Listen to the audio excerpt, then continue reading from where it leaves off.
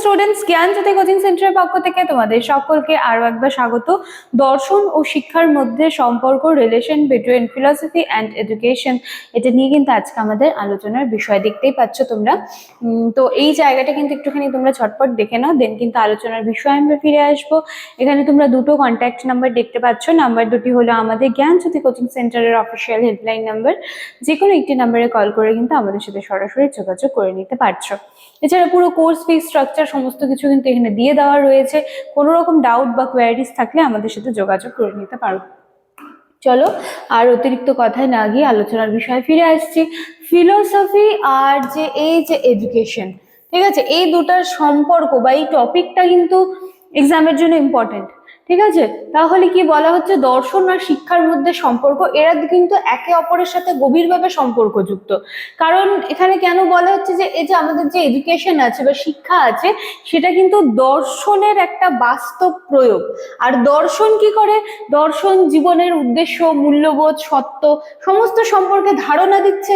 আর শিক্ষা কি করে, এই যে ধারণাগুলিকে, যেটা দর্শন যেই সমস্ত বিষয় সম্পর্কে ধারণা দেয়, শিক্ষা কি করে ওই ধারণাগুলিকে বাস্তবে প্রয়োগ করে দেয়।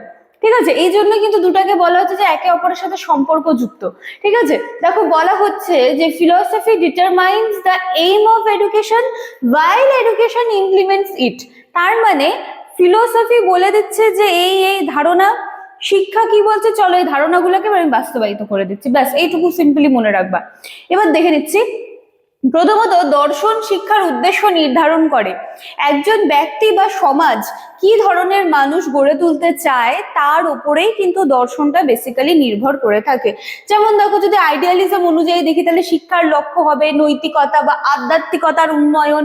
প্র্যাগম্যাটিজমে যদি আমরা দেখি তাহলে সেখানে বলা হচ্ছে যে বাস্তবমুখী বা অভিজ্ঞতা ভিত্তিক হওয়া। তাই বিভিন্ন দর্শনের উপর ভিত্তি করে কিন্তু শিক্ষার লক্ষ্য পরিবর্তিত হয়। যেমন দেখো এই জায়গাটায় কি বলছে, যেমন আইডিয়ালিজমের কিন্তু দাবি অন্য কিছু রয়েছে, প্র্যাগম্যাটিজমের দাবি আলাদা রয়েছে। তাহলে যেই দর্শনে যেমন দাবি থাকবে সেই মতোই কিন্তু শিক্ষার লক্ষ্যটা চেঞ্জ হয়ে যাবে। যেই দর্শন যেভাবে যা চাচ্ছে, শিক্ষার লক্ষ্য সেই অনুযায়ী কিন্তু পাল্টে যাচ্ছে। ঠিক আছে, দ্বিতীয়ত, দর্শন শিক্ষার পাঠ্যক্রম নির্ধারণে গুরুত্বপূর্ণ ভূমিকা পালন করে। কোন বিষয়গুলো পড়ানো হবে, কোন বিষয়ে বেশি গুরুত্ব পাবে, সেটা কিন্তু নির্ভর করে সমাজের দর্শন ও মূল্যবোধের ওপর।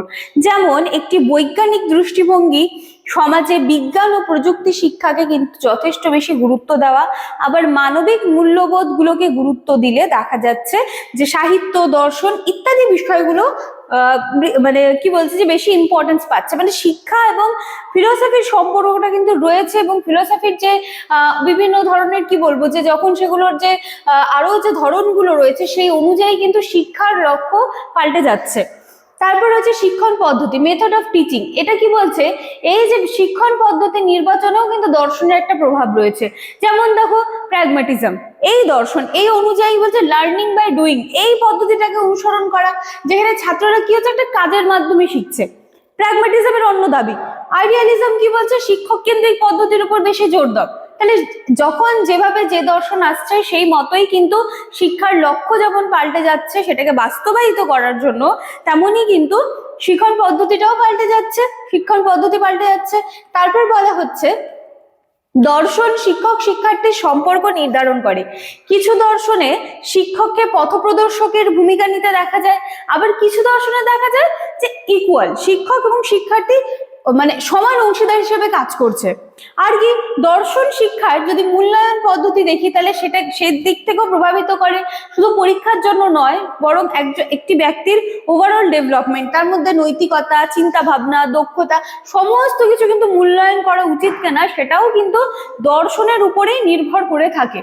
ঠিক আছে, তো সবশেষে আমরা এটাই দেখবো যে পুরো বিষয়টা আমরা দেখলাম যে দর্শন এবং শিক্ষা কিন্তু একে অপরের সাথে সম্পর্ক যুক্ত রয়েছে।